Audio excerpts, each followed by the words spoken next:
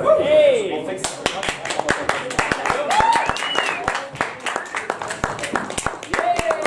T.J Mannix, guys! Hi. Cheers, man! Cheers. That was such a Skål. great show.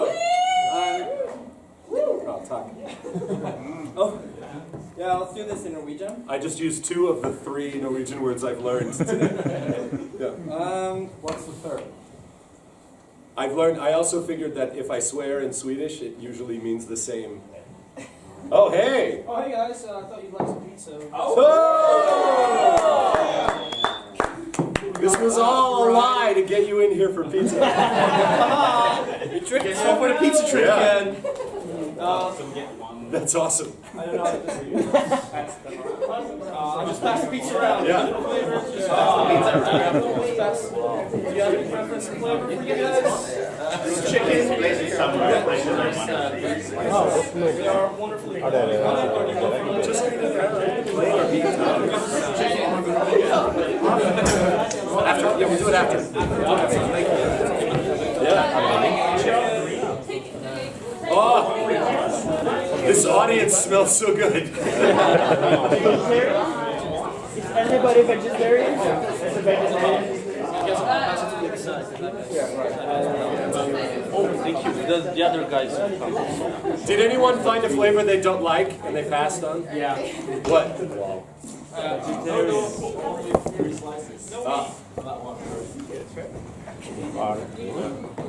All right. This is already the weirdest thing. That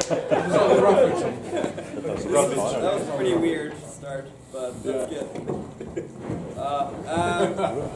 So wait, let's take it back to the beginning. Skål. Skål. Hey! Skål. So I was really blown away by LimboLand. That's just really crazy to see solo improv. I've never seen it before. I have a lot of questions about it. Yeah.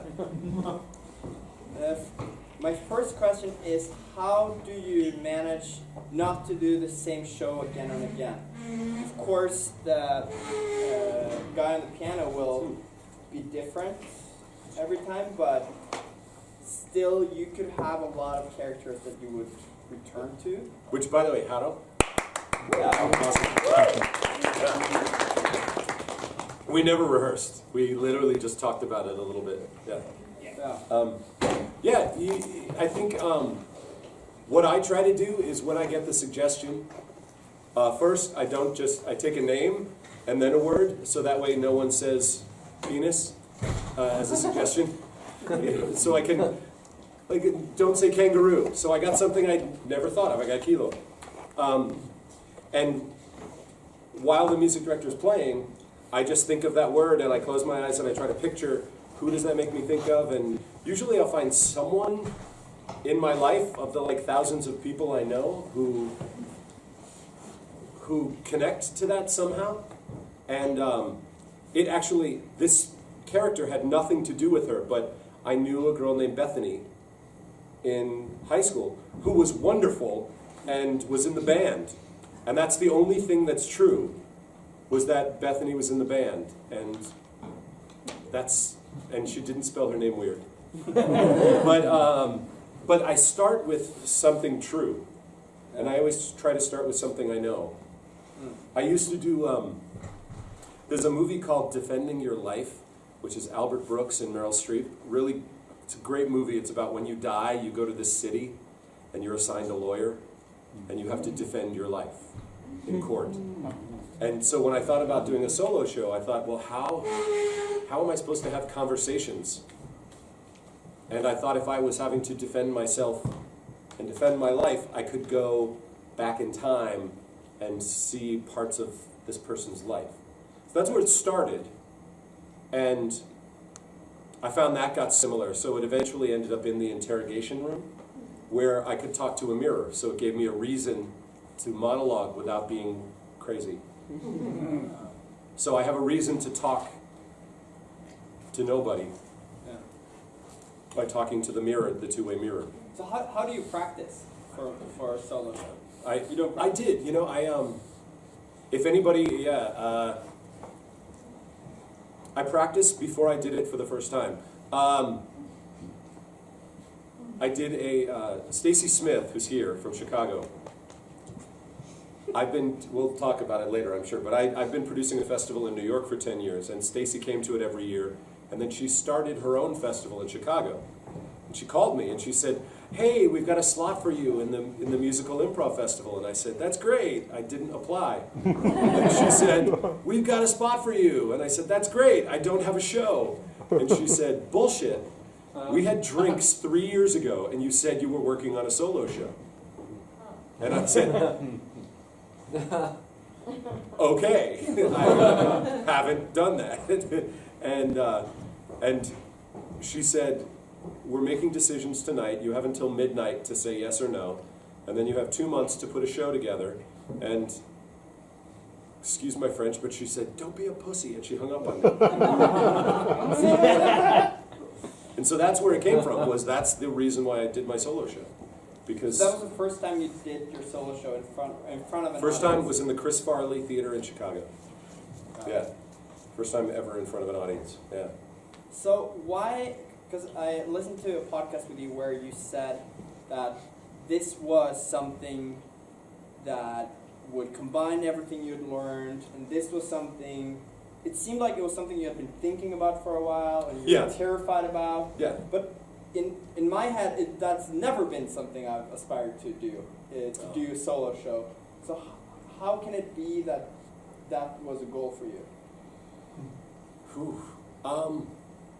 I guess you do this enough and you want a big challenge after a while. I love improvising. I've been doing it 21 years. I love it. I love it. But it's nice to be terrified again. Right. You know, and this show terrifies me. It's so scary. And because you have only yourself to rely on, and I find doing this show makes me stronger in my regular life. Because I know I can do anything. It's so crazy. One thing that you've also talked about is you make it really dark, you make it really honest. Yeah. And that, my interpretation of what you said was that makes it funnier. Possibly. It was scary because audiences want to laugh, and I don't try to make people laugh. I try to find what's true, and what's human, and what's and sometimes it gets dark, and that's me. Maybe it's the Irish in me. We're the people who, like, you know, my grandfather died. We had a bar outside of the funeral home. That's just what we do. We laugh when terrible things happen, and so I like the dark. And I like that if an audience is willing to laugh, which can be, you laugh in the dark, and that's great. But if you tell the truth and the audience wants to listen to you and listen to these characters, then you have them. And then you can go anywhere and the audience will go with you. And sometimes it's amazing that sometimes these characters, I don't know, I don't make the active choice. Things just happen in the moment. I don't plan anything. But sometimes things get dark. And the fact that a comedy improv audience is willing to stay with you if things get serious or honest, I think is one of the most amazing parts of improv. Every once in a while you have that one scene at the end of a Herald and it gets serious and the audience is just there with you. And I remember those moments and how powerful they are. And I just thought, what if I could let myself do that in a show? So do you view improv as comedy? Not always, no. It is, comedy is what makes improv commercial, because people want to laugh. But it's the honesty and the humanity that makes them laugh, You can tell a fart joke and you'll get a laugh every time. You won't get respect, but you'll get a laugh. But if you have an honest moment between a husband and wife and people see it and they're like, oh my God, that's us, or they think, they see the honesty in it, then they go with you, they're with you. Because the honesty will draw people in, you know? So you don't have to just throw jokes at them. Some people, that's a great skill, and I could watch them for hours. But with a group of people, or with two people, or with many people, or one person, if you're willing to be honest, the audience will go. They'll be with you. So you're talking about being honest. So is that also about being vulnerable and revealing things? Yeah, that's very me. I teach in New York. I teach acting classes, and I teach on-camera classes, and it took me 3 times to convince my home theater to do a class teaching actors improvisers how to audition for commercials. And I taught them about saying, like, stop giving them what they want, give them you, because you don't hire a character, you hire a person for a commercial. And so I teach that, and I'm in the middle of teaching a class now where we're doing dramas and sitcoms and procedurals like Law and Order stuff. And it's about being vulnerable, because if you go out and you drive the scene, that's great, but you have this big armor of you're pushing everything out of the way. You're like, this is my scene, I got this. But in order for you to really listen to someone, you have to like let the gate down from the castle to like actually listen. You have to let your guard down. You have to open up to actually really listen to someone. And if you really listen, you have to be vulnerable, because you have to drop your armor. You have to drop the gates. You have to get rid of your defenses to really listen to someone, to really take it in. So when you do that, you're vulnerable. And that's when you're the most interesting on camera and on stage, I think. Speaking of vulnerability. Oh, shit. You taught a workshop today Yeah. about finding your weakness. Yes. And I didn't take it, so... That was your weakness. Could you explain a little bit about what that workshop was about? Sure, there's people here that were in it. It's about, hey!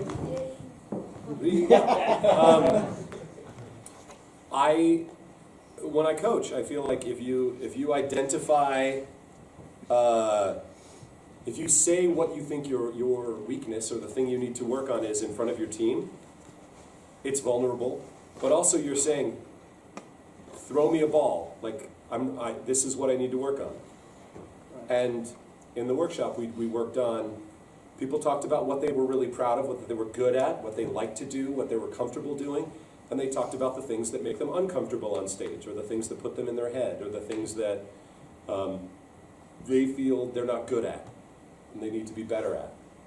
And so we did a whole bunch of exercises, and I kind of throw out my agenda and just try to create scenic exercises in the moment to try to get people to do the thing they're afraid to do or think they don't do well. I would feel that's, for me, that's really the definition of vulnerability. Yeah. Tell everybody, this is my weakness. Yeah. And then you're like, okay, we're going to exploit that. We're going to put you in a situation. But the fact that everybody was willing to do it, yeah. then I have so much respect for them because they're willing to do that in front of strangers. Then if I can't find a way to reach each person, then they should all get their money back.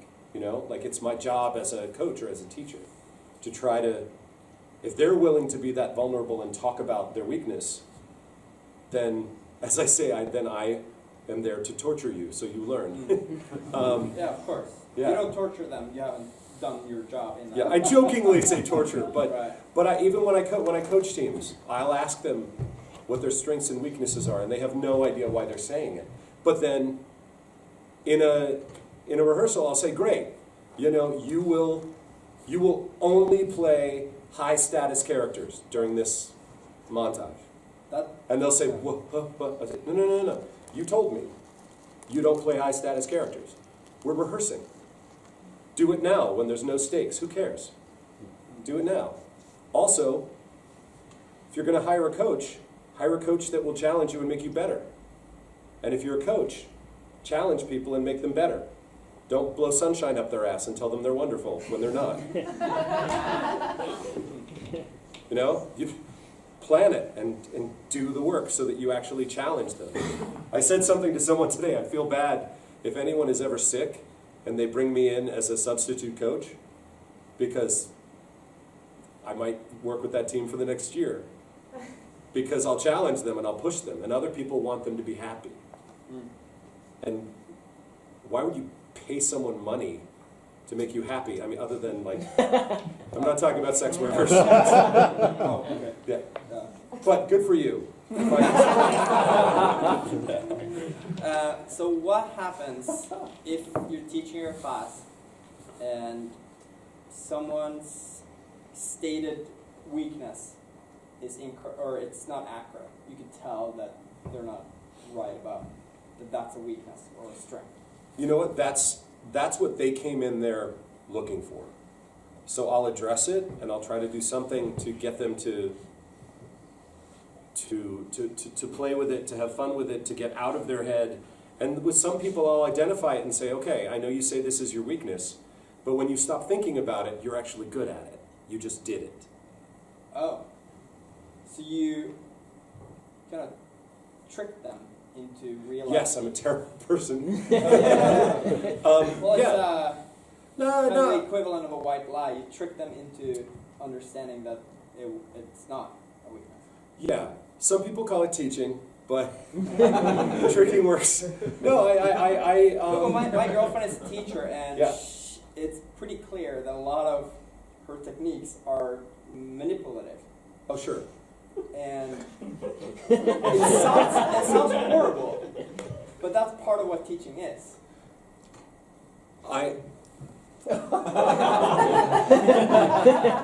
A wise woman once told me that the only way that you can learn is being uncomfortable.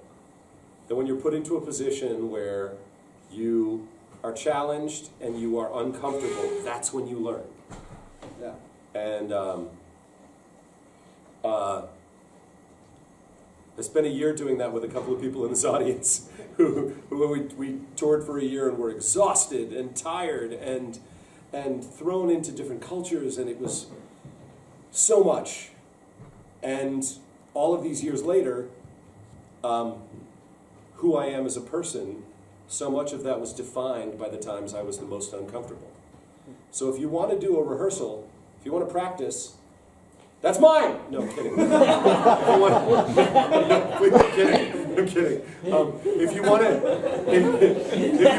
want to do a practice that's fun, great, have fun. But if you want to grow, make yourself uncomfortable. And ask your coach to make you uncomfortable and challenge you. Because otherwise, how are you going to get better? Did anyone see that?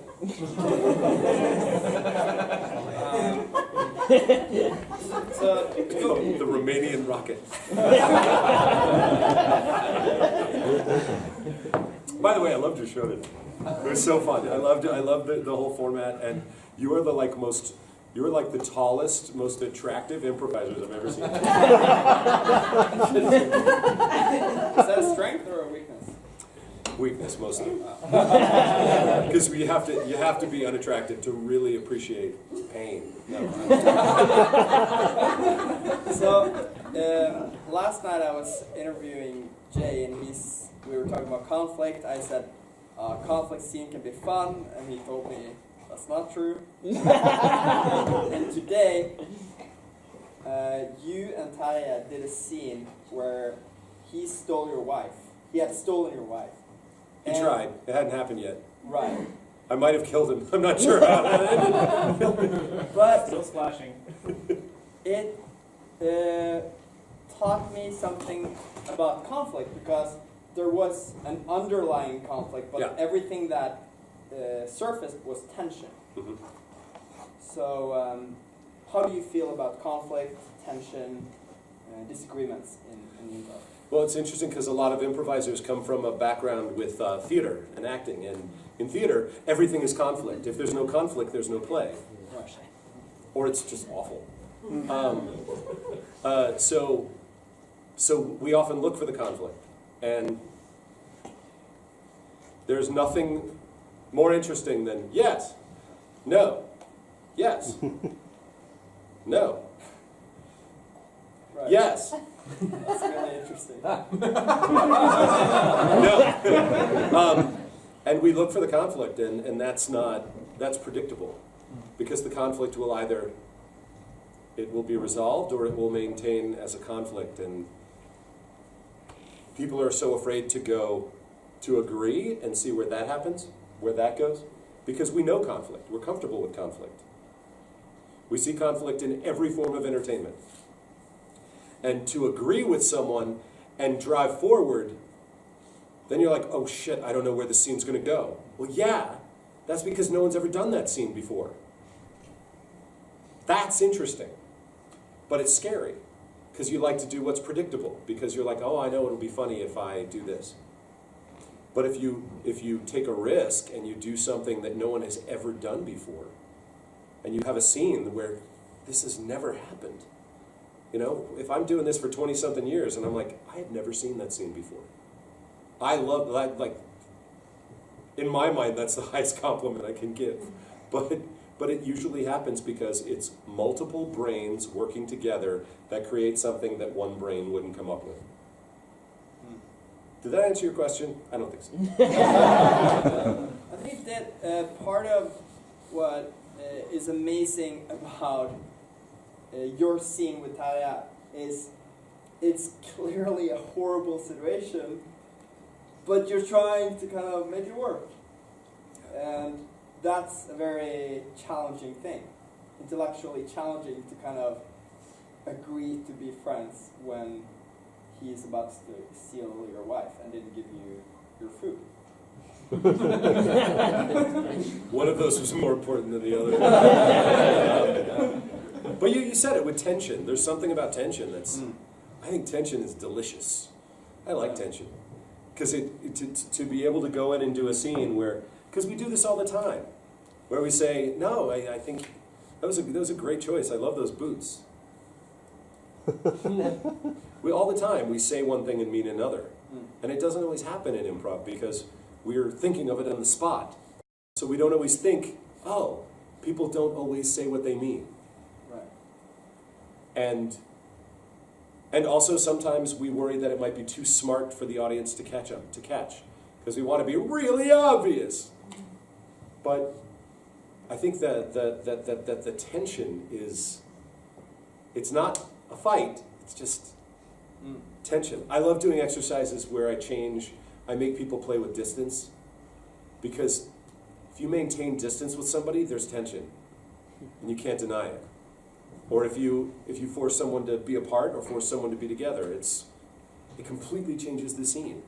And there is a physical tension of your proximity, how close you are to someone. There was a lot of tension in your scene with all the mothers. Yes.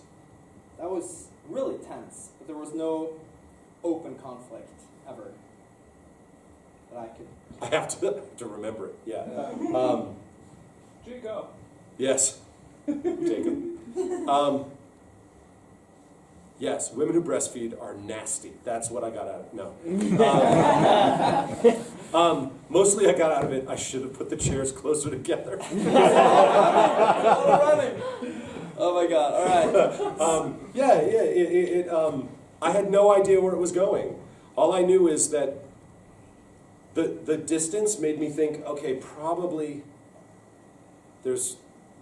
someone separates themselves from others, and I didn't know if Bethany was going to be over here or over here, but you had a moment where you drank your water and you looked at the way you had placed your chairs, yeah. and you kind of laughed to yourself. Yeah.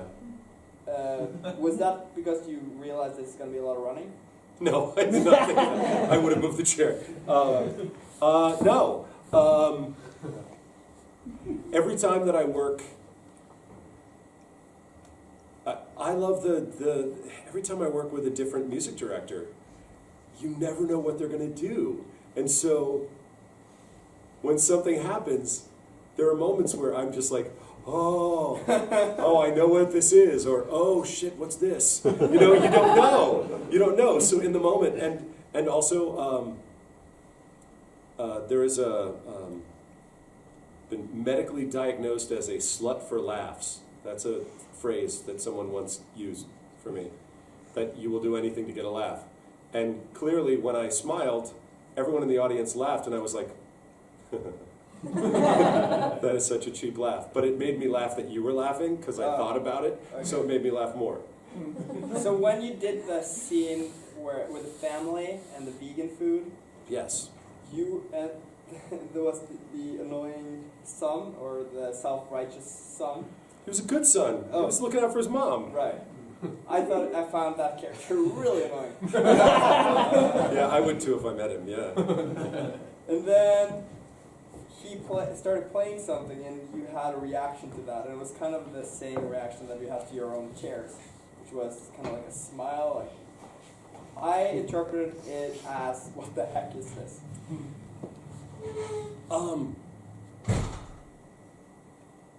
I mean, if it were legal, I would probably have a drink backstage of bourbon, but it's not legal, so I wouldn't do that. Oh. But normally before a show I will, because it's terrifying. It scares the shit out of me to do this show. And there are moments in the show where I think, oh my God, what's happening? And I have a choice of being stressed or going, I did this to myself. And I think some of those moments where I just smile or smirk or laugh, I'm like, oh, TJ. What are you gonna do with this? What's gonna happen? What the heck? Musical improv, Yeah. solo improv? Yeah, yeah, That's yeah. But it actually changed a lot of things in my life. Like when I finally took on this challenge, I lost a ton of weight, and I directed my first film. Like, this was a real, like, me overcoming a fear. And I'm teaching a workshop on this tomorrow, on creating solo and duo shows. You want me to read you an inspirational quote that you From said? me? Oh shit. Wait, have you been following me? I'm a crazy person. Those are two different things. You just said about your show, your solo show, that this won't happen unless I make it happen.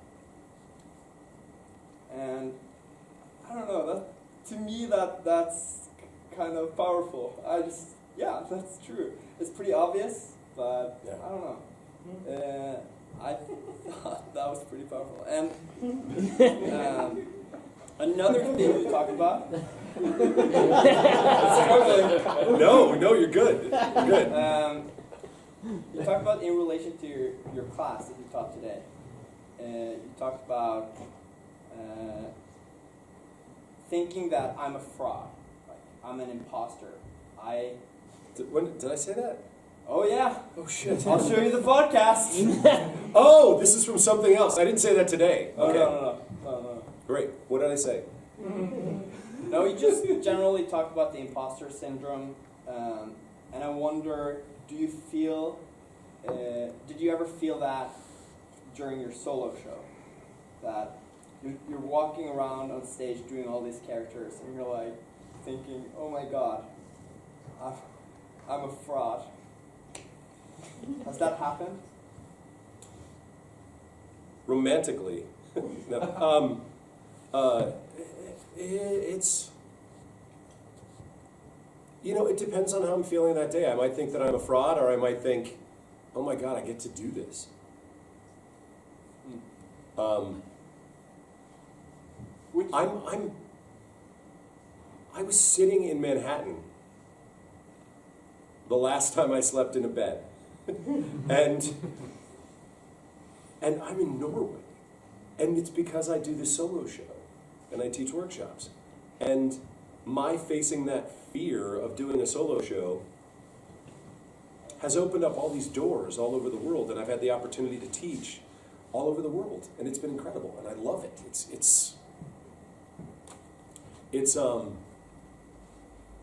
And it's a great motivator for me to keep doing it, that I get to go somewhere where someone can say, I've never seen a solo show. And I live in New York where everybody is just selfish and has a giant ego, so everybody wants to do a solo show. We have a fringe festival where all it is like 1,000 people doing solo shows about Catholic school. But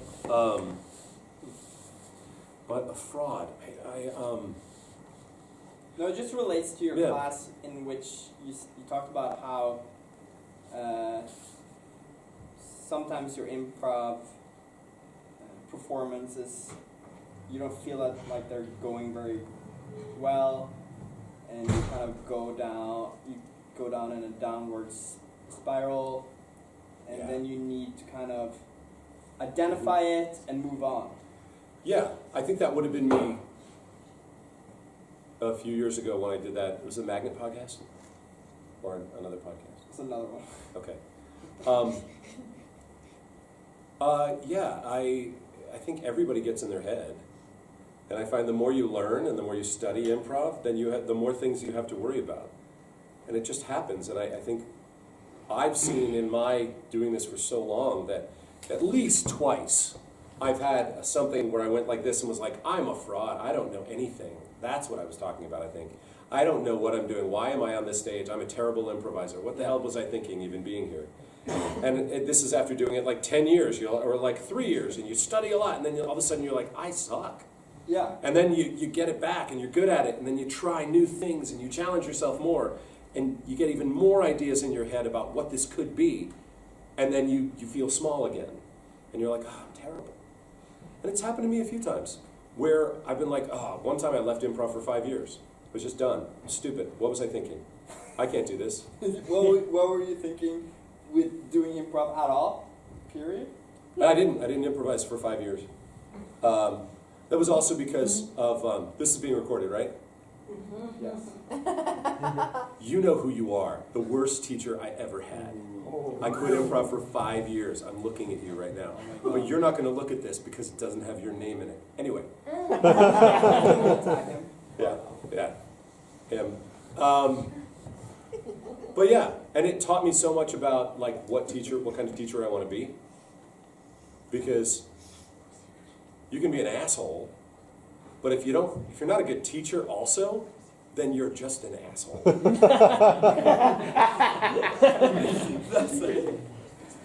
Yeah, whoever you were just talking about, she's probably his cousin. Yeah. So let's hear the audience's questions. Yeah. You mentioned. Wait, if you're gonna say a question, then say who you are and what team you're on, so you can self-promote. Nice. Because it'll be on this wherever this goes. I'm Louise. I'm from Improv Comedy Riga. We have a show tomorrow. It's the first show. Yeah. Woo! See that opportunity you almost missed. Thank you. Yeah. And you mentioned today you were learning from Amy Poehler. Yeah. So I had a question. What is maybe the one thing you remember the most from the time you studied with her? And also, is she a nice person in real life? I think Amy Poehler. Amy Poehler is one of the nicest people I've met. She's really tough. She'll say, you know that was terrible, you can do better. But she'll call you on your shit, but she'll also lift you up. And I know, after I had her for level 2, and when I was on a Herald team at the UCB in New York, and she was there all the time, and she's great. But she also, I bumped into her on a subway like 5 years later, and she like asked about my sister by name. Like, Oh my god. she's genuine. She works her ass off. She's very funny, but she worked really hard at it. And she respects people. She treats people really well. And I have every fantastic thing that's happened to her, she deserves. Because not only is she a badass and she's really talented, but she's also a really good person. Yeah. Nice. Any other questions? Yeah. Do I pick? Sara, you Yeah. pick. Okay, yeah. You were talking about that doing a solo show was a fear for you to conquer, Yeah. and you wanted to challenge yourself. Do you think you'll ever get to a point where doing a solo show is comfortable, and then what is your next thing to conquer? Oh, wow.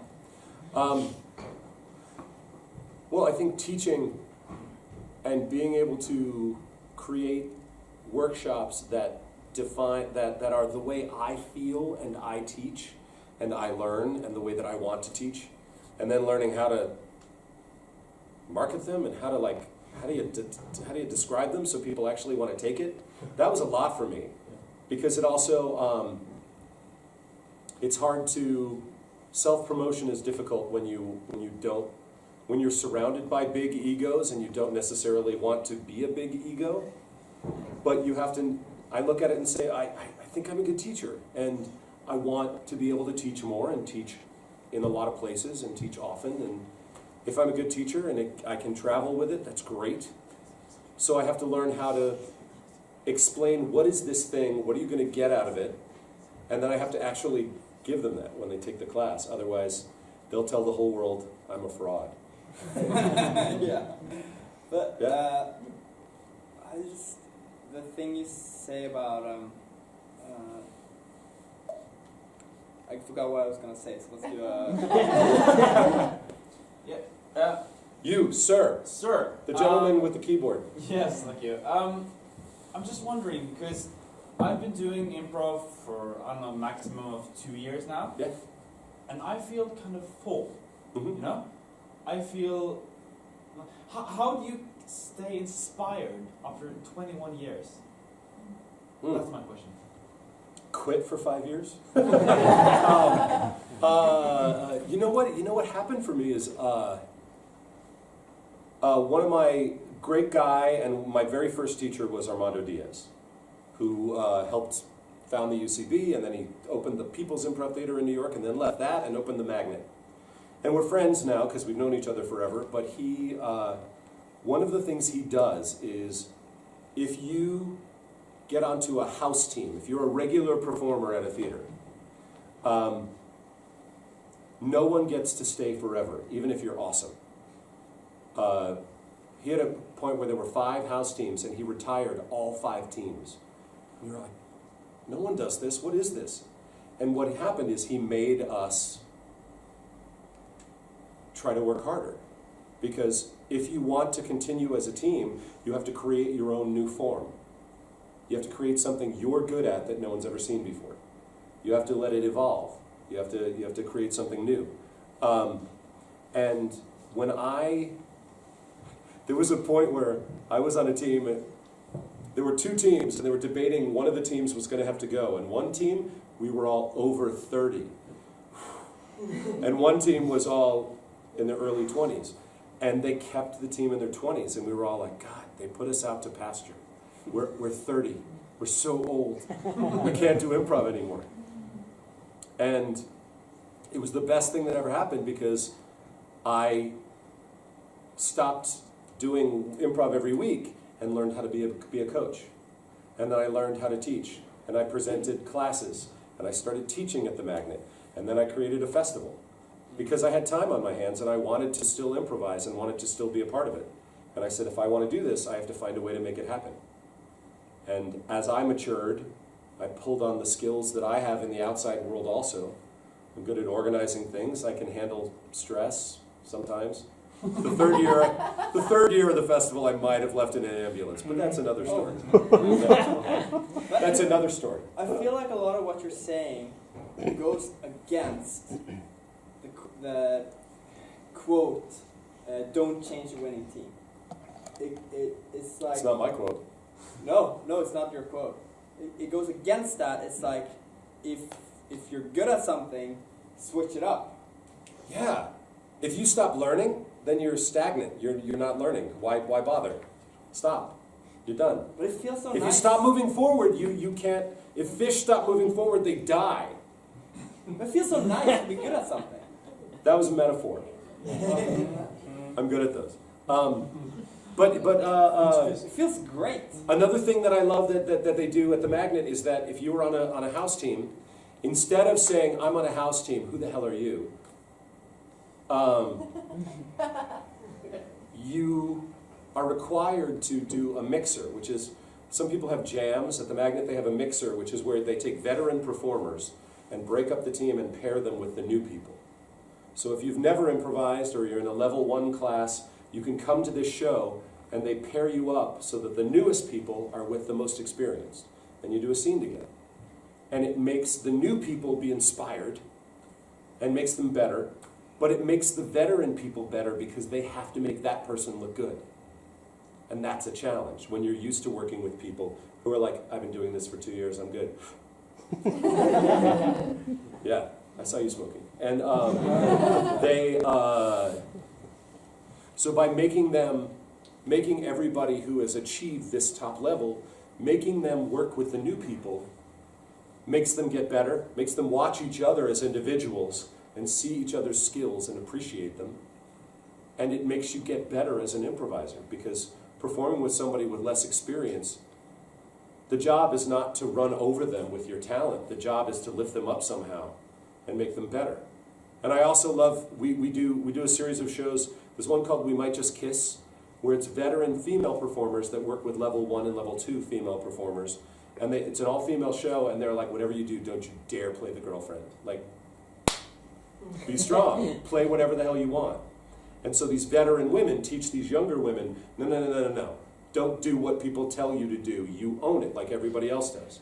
There's one called Thank You for Coming Out, where it's all LGBTQ performers from all the theaters in the city and Broadway, and they get people that have never done it.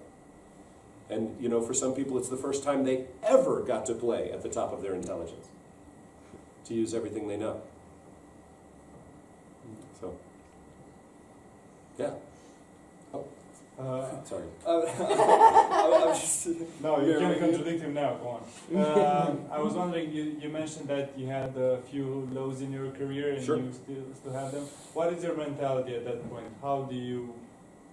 Life sucks, I'll never improvise again. No, but you realize this happens, this reoccurs every few years. And what do you say to yourself, okay, how do I keep going? You have to acknowledge it.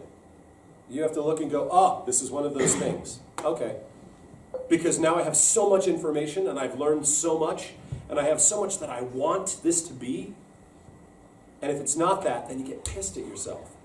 Because you know there's so many things you could have done. And when you acknowledge that and turn it around and say, okay, I'm mad at myself because I have a lot of skills and I know a lot. And I'm mad that I didn't use all of it in this one show. You can change the way you think about it. Also, then you find something else. If you're not happy with your improv, then you find a way to do something that is your way to improvise. And you find 2 people and start an indie team, or you do something where we're going to do all physicality, or it's all loud, or it's all simple and we cry in every scene. You do something that you want to do and rediscover your love for it. Yeah. Follow-up question. What, after these 5 years off, what made you improvise again? It was kind of the spark, or what?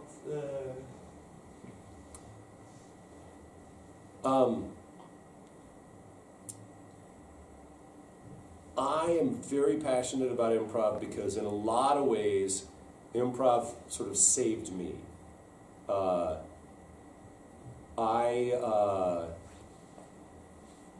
Because I'm from Manhattan, and I was a first responder after 9/11. So I was down, I left my job and spent 6 months doing things that I don't like to think about, and down where all the damage happened. And like every volunteer, because everyone in New York is like, I'm going to be the best at everything. So we all wanted to be the best at fixing things. Everybody it was a lot. And like PTSD, post-traumatic stress and all this stuff.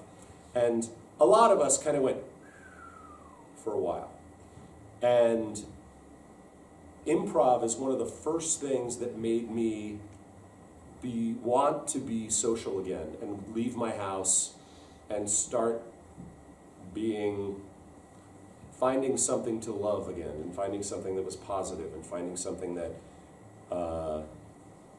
made me remember that I was capable of doing things and challenging myself.